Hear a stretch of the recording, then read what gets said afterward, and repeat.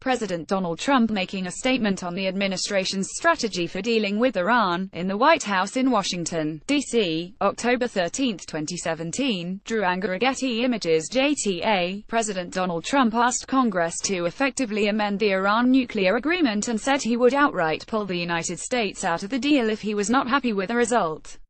In his White House speech Friday unveiling a comprehensive Iran policy, Trump told U.S. lawmakers to legislate triggers that would reimpose sanctions were Iran not to meet conditions stricter than those in the deal. He emphasized that he would like to add permanent restrictions on Iranian uranium enrichment, which are to be loosened within the next decade under the agreement, and stop its development of intercontinental ballistic missiles, which the deal does not address.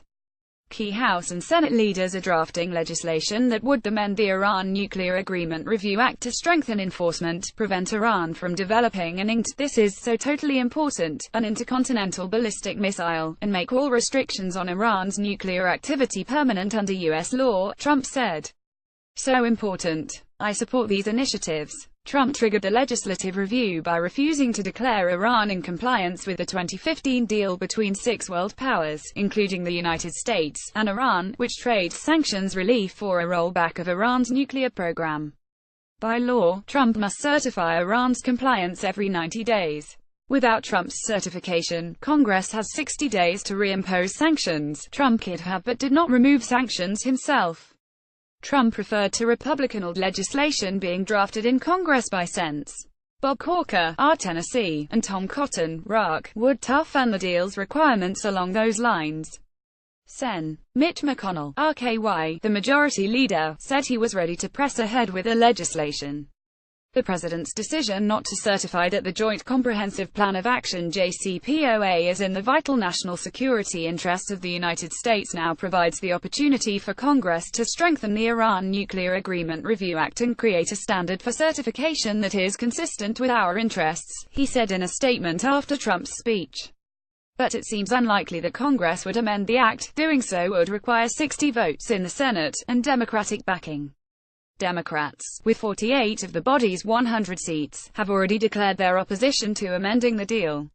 In case Congress fails to act, or is not sufficiently tough in its actions, Trump pledged to pull the United States out of the deal simply by reimposing its sanctions, as he is entitled to do.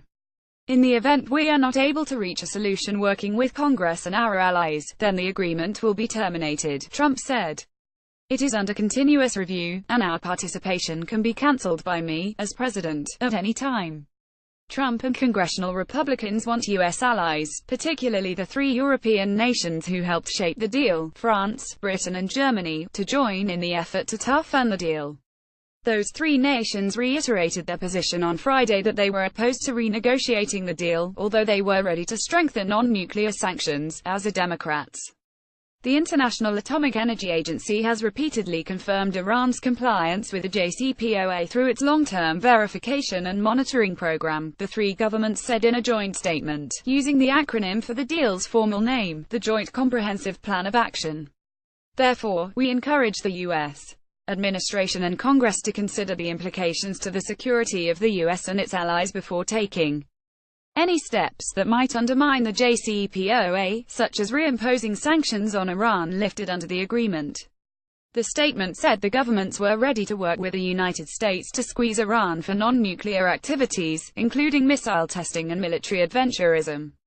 We stand ready to take further appropriate measures to address these issues in close cooperation with the U.S. and all relevant partners, the statement said. Israel's government welcomed Trump's policy. President Trump has just created an opportunity to fix this bad deal, Israeli Prime Minister Benjamin Netanyahu said in a statement.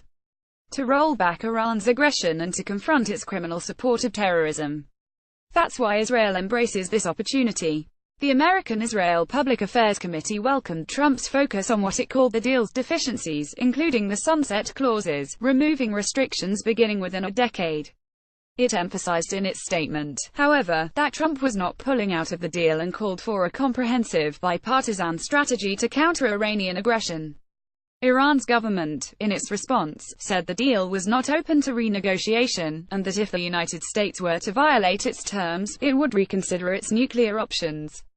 The Islamic Republic of Iran will not be the first to withdraw from the deal, but if its rights and interests in the deal are not respected, it will stop implementing all its commitments and will resume its peaceful nuclear program without any restrictions, said a statement from the country's foreign ministry.